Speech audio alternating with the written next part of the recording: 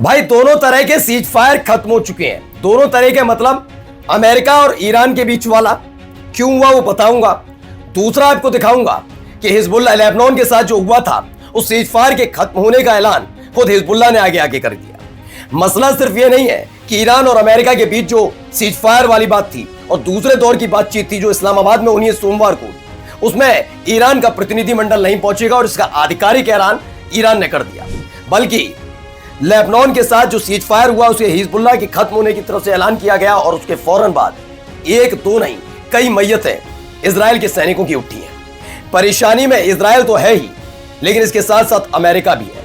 Israel में जिस तरह से हाहाकार मचा, क्योंकि एक के बाद एक अलग अलग जगह दक्षिणी लेबनान में इजराइल के सैनिकों पर हमले हुए, मैयतें उठी, तो वहीं जो 19 सैनिकों के परिवार के लोग हैं वो सड़क पर उतर आए और उन्होंने नेतन्याहू के खिलाफ बिगुल फूंक दिया।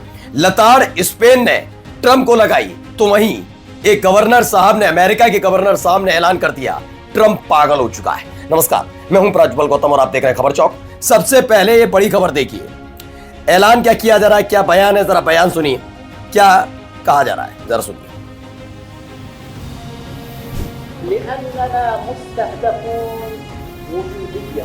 जी, وطننا مستهدف بمشروع إسرائيل الكبرى ولأننا نؤمن بسيادة بلدنا واستقلاله ولا يحق لأحد أن يفرض علينا شيئا जी في بلدنا كمواطنين لبنانيين وكخلطة لبنانية। तो हिजबुल्लाह प्रमुख है नईम कासिम, उन्होंने कहा हम आखिरी सांस तक मैदान में रहेंगे, सरेंडर नहीं करेंगे, हम दुश्मन सैनिकों को पकड़ेंगे, उत्तरी इजराइल के शहर कभी सुरक्षित नहीं होंगे। अब आप कहेंगे कि जब लेबनान के साथ शांति हो गई इजराइल की, तो हिजबुल्लाह ने ऐसा क्यों किया? तो इसकी शुरुआत करते हैं। पहली ये खबर, जब नवंबर 2024 में हिजबुल्लाह और जो इजराइल है, इजराइल और लेबनान है, दोनों के बीच सीज फायर हुआ, तो हमले कौन कर रहा था? बार बार हिजबुल्लाह का नाम लेकर हमले कौन कर रहा था और लेबनान की सरकार क्या कर रही थी, लेबनान की सेना क्या कर रही थी? मुंह तोड़ जवाब इजराइल क्यों ने दिया? सवाल नंबर 2, जब ईरान पर 28 फरवरी को अटैक किया, उसके फौरन बाद तीसरे ही दिन 2 मार्च को क्यों अटैक किया इजराइल ने लेबनान पर? दूसरा बड़ा सवाल। तीसरा बड़ा सवाल ये कि जब ईरान और अमेरिका के बीच सीज फायर हुआ, तो आखिरकार फिर से हमले लेबनान पर क्यों किए गए हिजबुल्लाह के नाम पर? और हिजबुल्लाह ने जबकि हमले बंद किए थे, अब तक 2000 से ज्यादा लोगों की मौत हो चुकी है, तब क्यों नहीं कोई रोया? चौथा सवाल, जब लेबनान और इजराइल के बीच सीज फायर हुआ, उसके बाद नेतन्याहू का यह बयान कि हिजबुल्लाह को हथियार छोड़ने होंगे, स्थायी शांति व्यवस्था यानी कि सीज फायर टेम्परेरी नहीं बाकी परमानेंट। लेकिन सवाल यह था कि आईडीएफ दक्षिणी लेबनान नहीं छोड़ेगी, उसे बफर जोन बना रहा था, दूसरे की जमीन पर कब्जा कैसे कर सकता, और लेबनान की सरकार और लेबनान की सेना क्या कर रही थी? इन 4 सवालों से उठता है कि आखिरकार ये कैसा सीज फायर? फिलहाल हिजबुल्लाह ने ऐलान किया और उसके बाद देखिए क्या खबरें निकली। खबर नंबर 1, सर्जेंट रेजिडेंट लिडोर पोराट है, ये दक्षिणी लेबनान में तैनात था अपने पूरे बटालियन के साथ। बटालियन पर अचानक से अटैक होता है और ये मारा जाता है। इसके साथ साथ घायल होते, गंभीर रूप से घायल हैं 9 इजरायली सैनिक।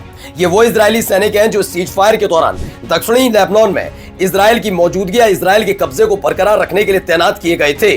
लेकिन मैंने पहले ही दिन कहा था, लेबनान की सरकार ने जिस तरह से अमेरिका के सामने सरेंडर किया, और तो और जिस तरीके से लेबनान की सेना ने भी इजराइल के सामने सरेंडर किया है, ये ज्यादा दिन चलने वाला नहीं है। क्योंकि अगर सीज फायर हुआ तो लेबनान की सरकार की पहली प्राथमिकता यह थी कि वो दक्षिणी लेबनान से उखाड़ फेंके आईडीएफ को, शायद तब जाकर हिजबुल्लाह शांत होता। लेकिन नहीं, उन्होंने अपनी जमीन से खदेड़ा नहीं, उल्टा सरेंडर मोड में नजर आए। लेबनान की जनता ने लेबनान की सरकार और सेना को उतना सम्मान नहीं किया जितना हिजबुल्लाह का किया। जब हमने देखा सीज फायर तो हिजबुल्लाह का समर्थन करने उतरे थे लोग लेबनीज। अब देखिए, जो आईडीएफ के सैनिक वहां मौजूद थे, जिनको लेकर लेबनान की जनता और हिजबुल्लाह नाराज है, उनको ढेर करने का काम चल रहा है। एक पूरी बटालियन पर हमला, 9 सैनिक गंभीर रूप से घायल, जिनमें से कई की हालत खराब बताई जा रही है, और 1 सैनिक मारा जाता है।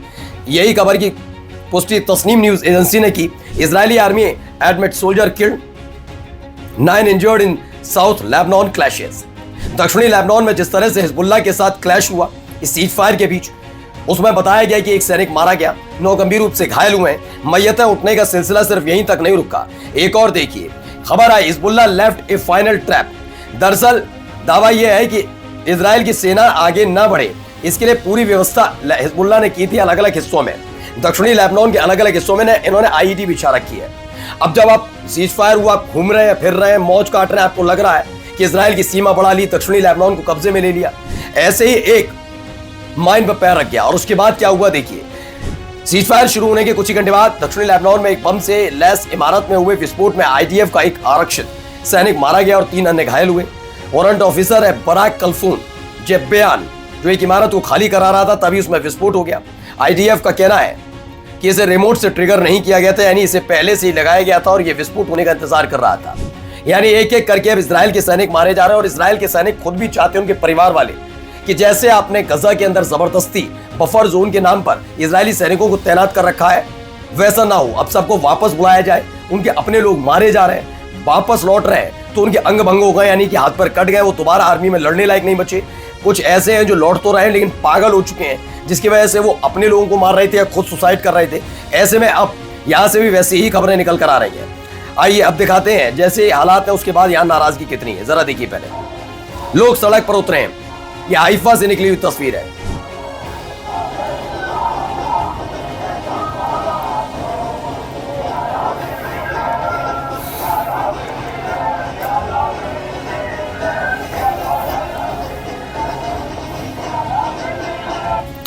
तो खबर निकल कर आई, हजारों की तादाद में सड़क पर उतरे इजरायली, नेतन्याहू का विरोध किया। रिजीम चेंज आउट की बात हो रही है, फुल रेवोल्यूशन की बात हो रही है। हाइफा में ये भारी तादाद में लोग उतरे हैं और उन्होंने इसी तरीके से विरोध किया। Israeli took to the street of Haifa as part of anti regime and anti Netanyahu protest, यानी कि एंटी रिजीम यानी कि रिजीम चेंज का गुणगान या माला जपी जा रही थी। कब? जब ईरान में हो रहे थे दंगे। और हो क्या रहा है, नेतन्याहू के खिलाफ उनके ही देश में लोग सड़क पर उतर रहे हैं। ट्रंप को सबसे बेकार और घटिया राष्ट्रपति करार दिया जा रहा है अमेरिकियों की तरफ से। ये तमाम चीजें वहां हो रही हैं। अब जरा सुनिए यहाँ क्या कहा जा रहा है। यहाँ पर एक गवर्नर साहब ने ऐलान कर दिया ट्रंप पागल हो गया है। सुनिए क्या कह रहे हैं।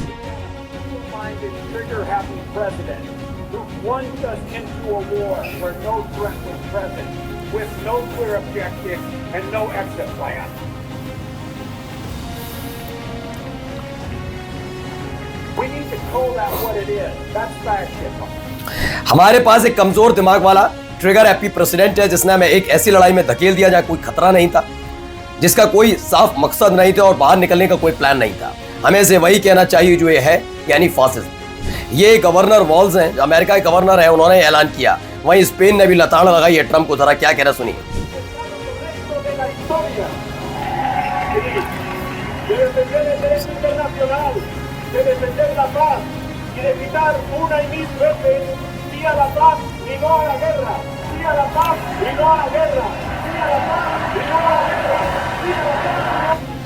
तो ये है कि ट्रंप ने कहा नेटो देशों ने भी मदद नहीं की, मैं इसे याद रखूंगा, सजा के तौर पर स्पेन के साथ समझौते तोड़ दूंगा, फलाना ठिकाना।